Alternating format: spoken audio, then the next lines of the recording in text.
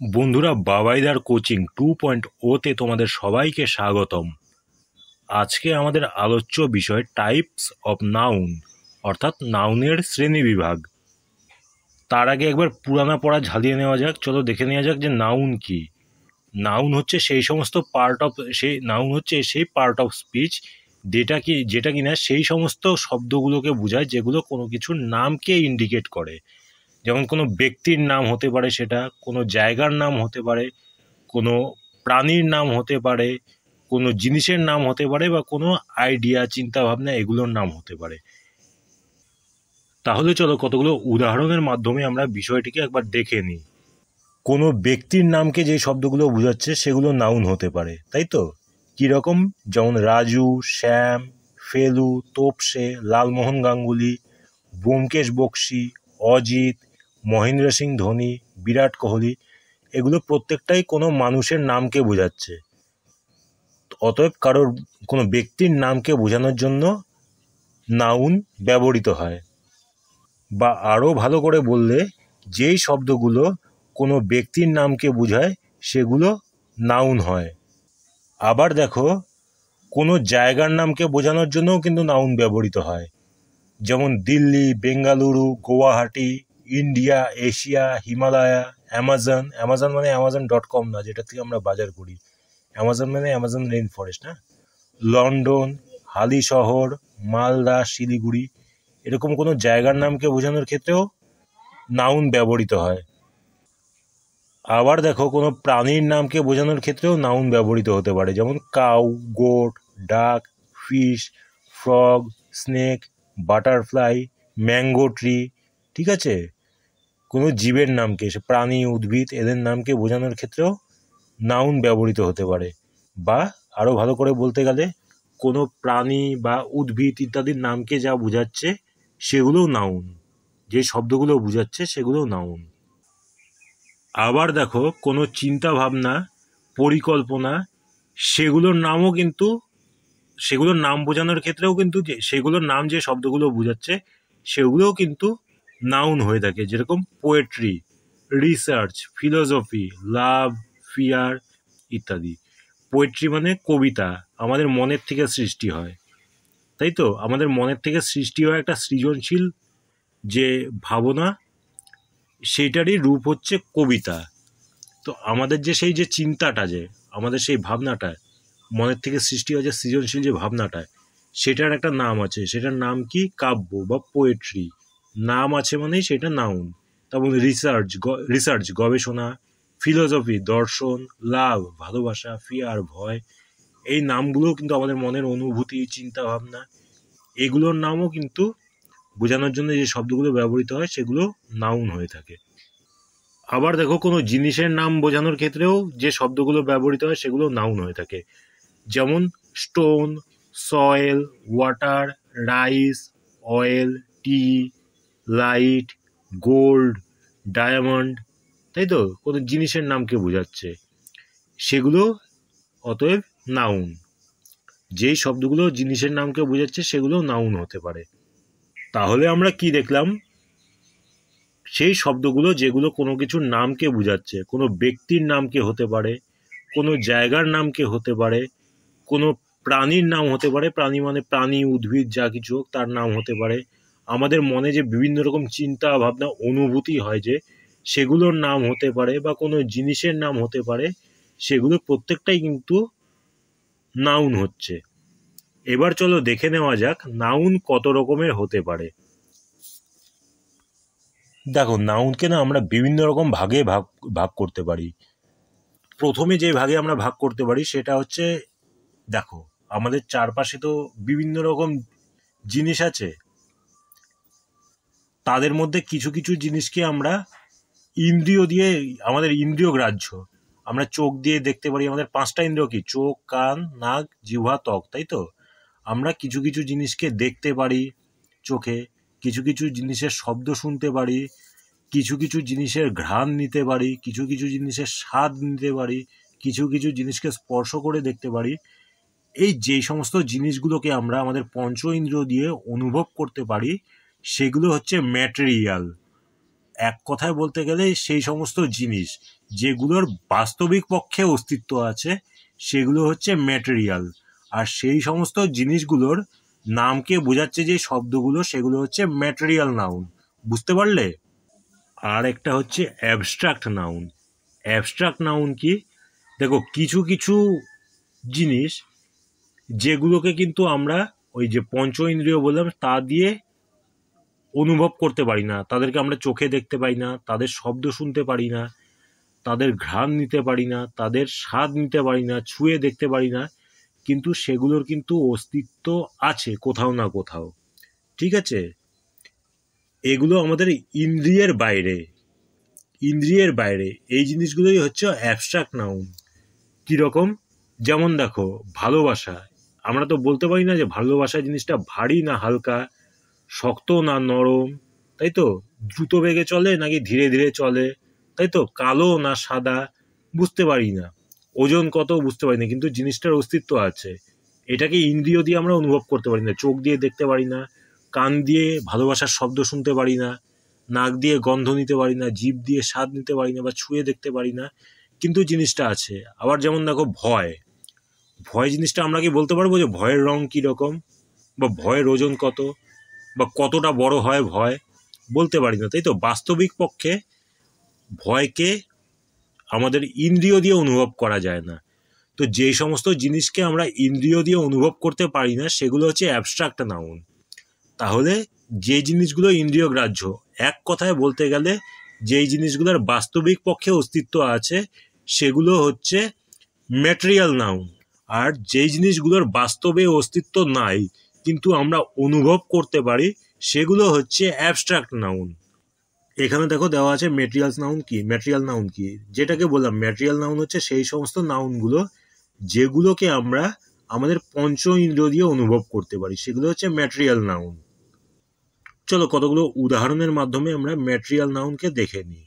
Material noun কি কি কি বললাম? যেই জিনিসগুলোকে আমরা ছুঁয়ে দেখতে পারি বা চোখে দেখতে পারি, যেই জিনিসগুলো শব্দ আমরা শুনতে পাই, স্বাদ নিতে পারি, গন্ধ নিতে পারি, সেগুলো হচ্ছে ম্যাটেরিয়াল নাউন। যেমন rice, stone, light, fire, air, salt, sound, fragrance.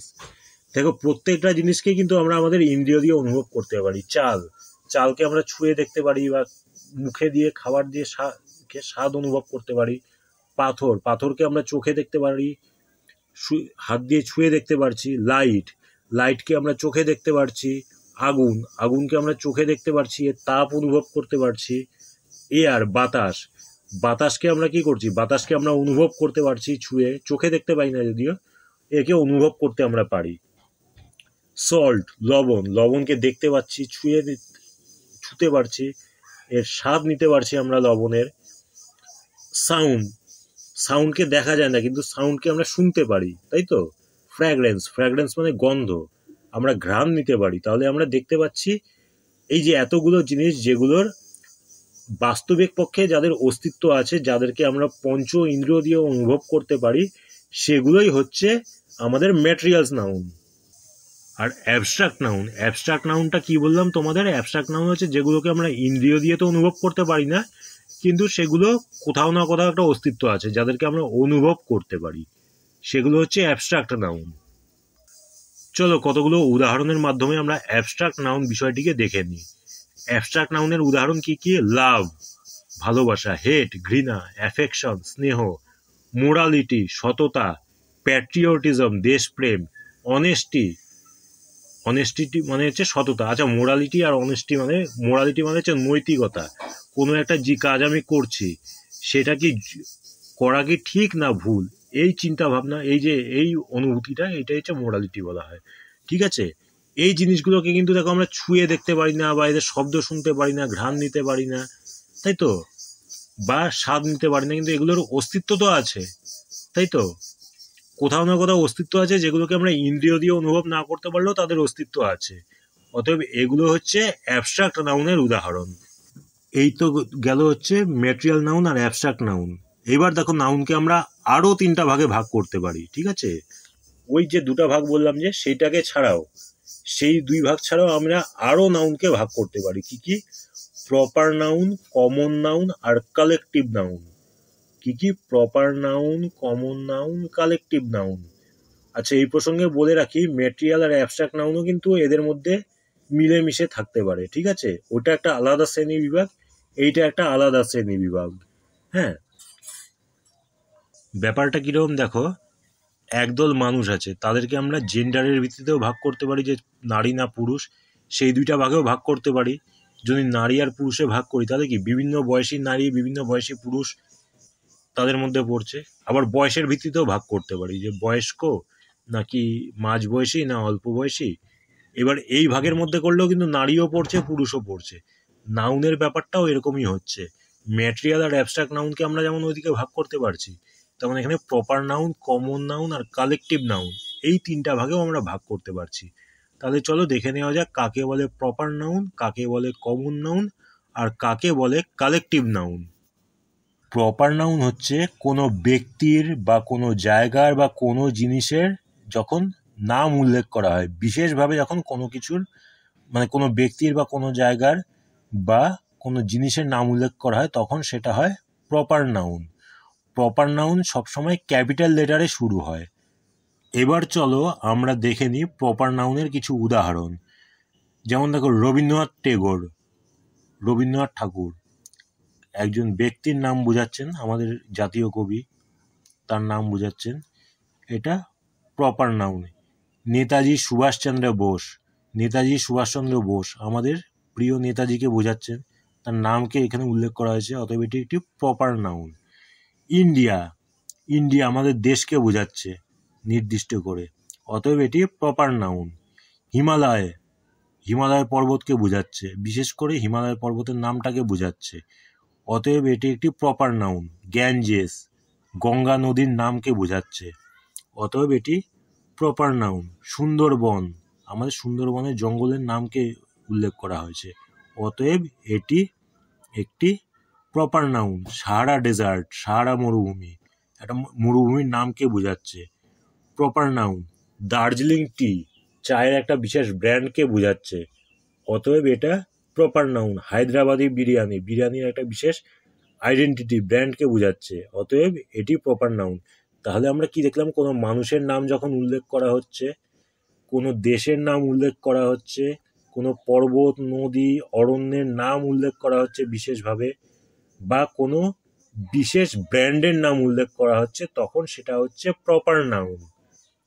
আর কমন নাউন কি? কমন নাউন যখন নির্দিষ্ট করে কোনো নাম না বোঝায়, একসঙ্গে কোনো জিনিসকে বোঝাচ্ছে, তখন সেটা হচ্ছে কমন নাউন। কিরকম ভাবে? যেমন দেখো, রবীন্দ্রনাথ ঠাকুর, রবীন্দ্রনাথ ঠাকুর কি একজন কবি ছিলেন, তো পোয়েট, এটা হচ্ছে কমন নাউন। একাধিক বিভিন্ন কবি তো আছেন আমাদের, তাই তো? রবীন্দ্রনাথ ঠাকুর আছেন, সুকান্ত ভট্টাচার্য আছেন, আমাদের কাজী নজরুল ইসলাম আছেন। তো কবি বলতে একটা সামগ্রিক গোষ্ঠীকে বোঝাচ্ছে, তাই তো? অতএব যে সমস্ত নাউনগুলো কোনো একটা গোষ্ঠীকে বোঝাচ্ছে বা কোনো একটা দলকে বোঝাচ্ছে, কোনো একটা শ্রেণীকে বোঝাচ্ছে, তখন সেটা হচ্ছে কমন নাউন। আচ্ছা, উদাহরণটা দেখলে তোমাদের বুঝতে সুবিধা হবে।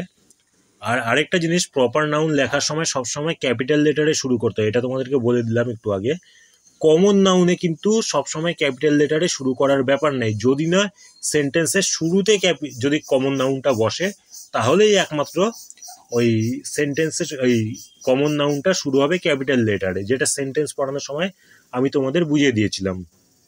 আচ্ছা, এবার চলো কমন নাউনের কিছু উদাহরণ দেখে নেওয়া যাক। যেমন পোয়েট, পোয়েট মানে কবি, সে রবীন্দ্রনাথ ঠাকুরও হতে পারেন, বা আমাদের কাজী নজরুল ইসলামও হতে পারেন, বা আমাদের সুকান্ত ভট্টাচার্য হতে পারেন, বা আমাদের কি বলবো বলো, আমাদের সত্যেন্দ্রনাথ দত্ত হতে পারেন। তো যে কোনো কবিকেই বোঝাতে পারে পোয়েট বলতে, অর্থাৎ পোয়েট একটি কমন নাউনের উদাহরণ। যেমন ফ্রিডম ফাইটার বলতে আমাদের নেতাজি সুভাষচন্দ্র বসুকেও যেমন বোঝাতে পারে, তেমন মাস্টারদা সূর্য সেনকেও বোঝাতে পারে, তেমন আমাদের ক্ষুদিরাম বোসকেও বোঝাতে পারে, বিপ্লবী বাঘা যতীনকেও বোঝাতে পারে। ফ্রিডম ফাইটার বলতে একাধিক মানে স্বাধীনতা সংগ্রামীকে বোঝাচ্ছে, যে কোনো স্বাধীনতা সংগ্রামী হতে পারেন, অতএব ফ্রিডম ফাইটার হচ্ছে একটি কমন নাউনের উদাহরণ। তেমনভাবে কান্ট্রি, কান্ট্রি বলতে শুধু যে ভারতকে বোঝাবে তার তো কোনো মানে নাই। ভারত হতে পারে, শ্রীলঙ্কা হতে পারে, মায়ানমার হতে পারে, কেনিয়া হতে পারে, ব্রাজিল হতে পারে, যে কোনো দেশকেই বোঝাতে পারে। কান্ট্রি একটা সামগ্রিকভাবে একটা গোষ্ঠীকে একটা মানে কি বলবো, সামগ্রিকভাবে একাধিক দেশকে বোঝাতে পারে, যে কোনো দেশকে বোঝাতে পারে। অতএব কান্ট্রি হচ্ছে কমন নাউনের উদাহরণ। যেমন মাউন্টেন, মাউন্টেন বলতে আমাদের হিমালয় পর্বত হতে পারে, বা অ্যান্ডিজ পর্বত হতে পারে, বা রকি পর্বত হতে পারে। অতএব মাউন্টেন একটি কমন নাউনের উদাহরণ। তেমন রিভার বলতে গঙ্গা নদীও হতে পারে, তিস্তা নদীও হতে পারে, আমাদের গোদাবরী নদী হতে পারে, যে কোনো নদী হতে পারে, ব্রহ্মপুত্র নদী হতে পারে। অতএব রিভার একটি কমন নাউনের উদাহরণ। তেমন ফরেস্ট বলতে সেটা আমাদের সুন্দরবনের জঙ্গল হবে তার কোনো মানে নেই, সেটা আমাদের গরুমারা ন্যাশনাল পার্ক হতে পারে, আমাদের জলদাপাড়া ন্যাশনাল পার্ক হতে পারে, আবার অ্যামাজনের জঙ্গলও হতে পারে। ফরেস্ট অতএব এটি হচ্ছে কমন নাউনের উদাহরণ। তেমন ডেজার্ট, ডেজার্ট মানে শুধু সাহারা মরুভূমি বোঝাবে না, ডেজার্ট বলতে গেলে থর মরুভূমিও বোঝাতে পারে, বা আমাদের আটাকামা মরুভূমিও বোঝাতে পারে, বা নামিব মরুভূমিও বোঝাতে পারে, বা কালাহারিও বোঝাতে পারে। অতএব ডেজার্ট একটি কমন নাউনের উদাহরণ। তেমন টি, টি বলতে কি শুধু দার্জিলিং ব্র্যান্ডের টিকেই কি বোঝাচ্ছে? না, সেটা আসামের টিও, আসামের চাকেও বোঝাতে পারে, ডুয়ার্সের চাকেও বোঝাতে পারে।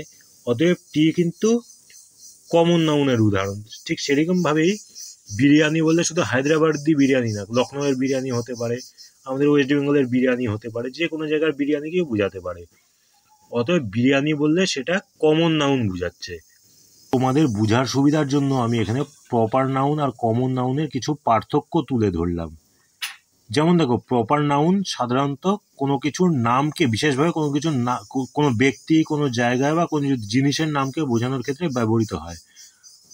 আর কমন নাউন কিন্তু সাধারণভাবে যে কোনো জিনিস বা কোনো একদল লোককে বা একটা জাতিকে, একটা সম্প্রদায়কে বা একটা জায়গাকে বোঝাতে পারে। যেমন ইন্ডিয়ান, ইন্ডিয়ান বলতে রবীন্দ্রনাথ ঠাকুরকেও শুধু বোঝাবে না, বা শুধু বাবাইদাকেও বোঝাবে না, বা শুধু রামশ্যাম যদুমধুকে বোঝাবে না। ইন্ডিয়ান বলতে সামগ্রিকভাবে একটা গোষ্ঠীকে বোঝাবে, তাই তো? তেমন কোনো জায়গার, সাধারণভাবে কোনো জায়গাকে বোঝাতেও কমন নাউন ব্যবহৃত করতে পারে। যেমন সিটি, সিটি বলতে এখন দিল্লিও হতে পারে, হায়দ্রাবাদও হতে পারে, চেন্নাইও হতে পারে, বেঙ্গালুরুও হতে পারে, তাই তো? মানে সামগ্রিকভাবে গোষ্ঠীকে বোঝাতে কমন নাউন ব্যবহৃত হচ্ছে। তেমন দেখো, প্রপার নাউন সবসময় ক্যাপিটাল লেটার দিয়ে শুরু হবে, যেহেতু বিশেষভাবে কোনো কিছুর নামকে বোঝাচ্ছে। কোনো কিছুর নাম সবসময় ক্যাপিটাল লেটারে শুরু হয়, অতএব প্রপার নাউনও সবসময় ক্যাপিটাল লেটারে শুরু হবে। কিন্তু কমন নাউনের ক্ষেত্রে কিন্তু সেরকম ব্যাপার নেই। কমন নাউন একমাত্র যদি কখনো কোনো সেন্টেন্সের শুরুতে থাকে, তাহলেই ওই কমন নাউনের শুরুতে ক্যাপিটাল লেটার বসে। এখানে দেখো, ওই এতক্ষণ যে তোমাদেরকে উদাহরণটা যে দিলাম, উদাহরণ থেকে তোমাদের বুঝতে যাতে সুবিধা হয় সেই জন্য কমন নাউন আর প্রপার নাউনের উদাহরণ আমি পাশাপাশি দিয়ে দিচ্ছি। যেমন পোয়েট, পোয়েট কমন নাউন, কিন্তু রবীন্দ্রনাথ ঠাকুর যখন বলবো সেটা কমন, পোয়েট হচ্ছে কমন নাউন, কিন্তু রবীন্দ্রনাথ ঠাকুর যখন বলবো তখন সেটা প্রপার নাউন হয়ে যাচ্ছে। এই জায়গায় কাজী নজরুল ইসলামও হতে পারতো, সুকান্ত ভট্টাচার্যও হতে পারতো। নাম যখনই আসছে তখনই সেটা হয়ে যাচ্ছে প্রপার নাউন, কিন্তু যখনই একটা গোষ্ঠী বা সম্প্রদায় বা কিছু জিনিসকে বোঝাচ্ছে তখন সেটা হচ্ছে কমন নাউন হচ্ছে। তেমন মাউন্টেন, মাউন্টেন কমন নাউন, কিন্তু হিমালয়া, হিমালয়া হচ্ছে প্রপার নাউন। আবার দেখো টি, টি হচ্ছে কমন নাউন, কিন্তু দার্জিলিং টি বিশেষ ব্র্যান্ডের একটা চাকে বোঝাচ্ছে, অতএব এটি প্রপার নাউন। আর কালেকটিভ নাউন কি? কালেকটিভ নাউন হচ্ছে যখন কোনো দলকে বুঝে, একত্রে কোনো একটা দলকে যখন বোঝাচ্ছে কোনো শব্দ, তখন সেটা হচ্ছে কালেকটিভ নাউন হতে পারে। কিরকম? তোমাদের একটু নিশ্চয়ই গন্ডগোল লাগছে যে বাবাইদা তো একটু আগে বললো যে কমন নাউনের ক্ষেত্রেও একসঙ্গে একাধিক মানে একটা গোষ্ঠীকে বোঝাচ্ছে, আবার কালেকটিভ নাউনের ক্ষেত্রেও বলছে। চলো তাহলে ব্যাপারটা উদাহরণের সাহায্যে আমি তোমাদেরকে দেখিয়ে দিই যে কালেকটিভ নাউন মানে কিভাবে বোঝাচ্ছে, কিভাবে একটা গোষ্ঠী বা একটা দলকে বোঝাচ্ছে। আগে উদাহরণগুলোকে পড়ি। A pack of wolves, a troop of army, a bunch of flowers, a bundle of sticks, a gang of robbers. এই যে pack, troop, bunch, bundle, gang, লাল রঙে যে লেখা যে আছে শব্দগুলো, এগুলো হচ্ছে সব কালেকটিভ নাউনের উদাহরণ। কিরকম তোমাদেরকে উদাহরণ দিয়ে বুঝাই দিচ্ছি। মনে করো আমি একটা নেকড়েকে চিনি, একটা জঙ্গলে একটা নেকড়ে থাকে, প্রত্যেকদিন আমি ওখানে যাই, নেকড়েটাকে আমার চেনা হয়ে গেছে। আমি ভালোবাসে নেকড়েটার নাম দিলাম হচ্ছে আকেলা। সেই জঙ্গল বুকের আকেলার নাম থেকে আমি ওর নাম দিলাম আকেলা। যখন আমি আকেলা শব্দটা লিখবো তখন সেটা হয়ে যাচ্ছে প্রপার নাউন, কারণ একটা নির্দিষ্ট নেকড়েকে বোঝাচ্ছে, যে নেকড়েটার নাম আকেলা। কিন্তু যখন আমি উলফস লিখবো, উলফস মানে কিন্তু শুধু আকেলাকে বোঝাচ্ছে না, পৃথিবীর যে কোনো নেকড়েকেই বোঝাতে পারে, সেটা হয়ে যাচ্ছে কমন নাউন। এবার দেখো নেকড়েরা হচ্ছে সবসময় দলে থাকে, ঠিক আছে, দলে থেকে শিকার করে। তো নেকড়ের দলকে বলা হচ্ছে প্যাক। শুধু নেকড়ে না, কুকুরের দলকেও, শিকারী কুকুরের দলকেও প্যাক বলে। কুকুর জাতীয় যত প্রাণী আছে যে, এদের দলকে সাধারণত প্যাক বলা হয়। অথবা এ প্যাক অফ উলস বললে একটা নেকড়ের দলকে বোঝাচ্ছে। এই যে দল, এটা তো, দল তো একটা নাম, তাই তো, দল, গুচ্ছ, বাহিনী, এগুলো তো নাম। অতএব এই যে নেকড়েদের যে দল, যেটাকে ইংরেজিতে প্যাক বলে, প্যাক হচ্ছে কালেকটিভ নাউন। তেমন দেখো আমার বন্ধু ধরো সন্তু, ও চাকরি করে আর্মিতে। এবার সন্তু, সন্তু হচ্ছে প্রপার নাউন, তাই তো। ও হচ্ছে আর্মি, আর্মি মানে সেনাবাহিনীতে চাকরি করছে। আর্মি হচ্ছে আমাদের একাধিক ওই প্রতিরক্ষা বাহিনী আছে, তার মধ্যে একটা হচ্ছে আর্মি। অতএব আর্মি হচ্ছে কমন নাউন। এবার দেখো, এইবার মনে করো সন্তুকে ওর একদল সহকর্মীর সঙ্গে পাঠানো হলো আমাদের সীমান্তে আমাদের দেশকে রক্ষা করার জন্য। এইবার যে ওর যে সঙ্গী সাথীরা, ইন্ডিয়ান আর্মির ভিতরে থাকা ওর যে সঙ্গী সাথীরা সন্তুকে নিয়ে, সেই দলটাকে বলা হয়েছে ট্রুপ। এই আর্মির যে একটা যে দল, তাকে বলা হয় ট্রুপ। অতএব ট্রুপ হচ্ছে একটি কালেকটিভ নাউন, কারণ ট্রুপ বলে আমরা বুঝতে পারছি একদল ওই ইন্ডিয়ান আর্মির একদল জওয়ান, তাদের একটা দলকে বোঝাচ্ছে ট্রুপ। যেমন বাঞ্চ অফ ফ্লাওয়ার্স, একগুচ্ছ ফুল, এখানে বাঞ্চ বলতে গোছা বোঝাচ্ছে ফুলের একটা, তাই তো। অতএব এটি একটি কালেকটিভ নাউনের উদাহরণ। যেমন বান্ডেল অফ স্টিক, এখানে বান্ডেল বলতে লাঠির একটা বোঝাকে বোঝাচ্ছে। অতএব বোঝাটা হচ্ছে কালেকটিভ নাউন। একটাই বোঝা, কিন্তু তার মধ্যে একাধিক জিনিস আছে, একাধিক লাঠি আছে। তেমন একটাই গোছা, তার মধ্যে একাধিক ফুল আছে। একটাই দল, তার মধ্যে একাধিক জওয়ান আছে। একটাই দল, তার মধ্যে একাধিক নেকড়ে আছে। একটা জিনিস, তার মধ্যে একাধিক জিনিস আছে, সেটাই হচ্ছে কালেকটিভ নাউনের উদাহরণ। তেমন এ গ্যাং অফ রবার্স, ডাকাতদের একটা দল। একটাই দল, দলটা একটাই, তাই তো, ওই দলটার নাম হচ্ছে গ্যাং।